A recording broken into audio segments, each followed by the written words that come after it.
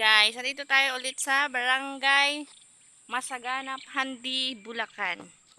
So, papunta tayo ng Masaganang High School. Ito po yung daanan ng Masagana papuntang school. Ayan. Napakaganda ng lugar na to, wala akong masabi. Ayan. Medyo mainit na po. Nandito ulit si Bisayang babae. Ang Bisayang babae.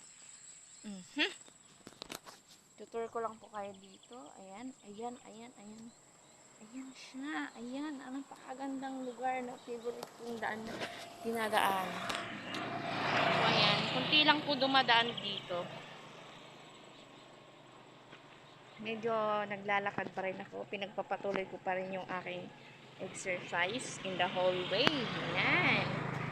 Nag-exercise po ako. So, ayan. Binablog ko pala tong aking lugar ng aking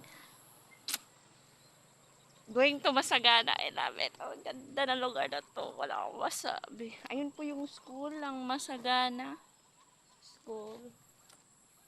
Ayan siya, oh. Ayan. Inikot-ikot ko na, ha. Ayan, see? Alright. Kukunti lang kami nandito in the place.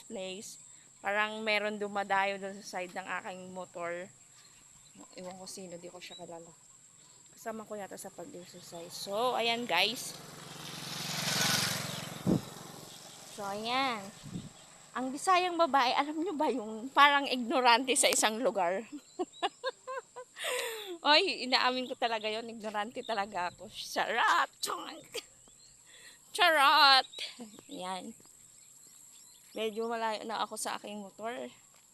So, yeah. Wala namang kukuha, no? Takot na lang sila akin, malakas ang Bisayang babae. Charot! Medyo mainit na siya. Mainit na siya kasi, ano oras na ba? Oh, 7:20. In the Wong Jen.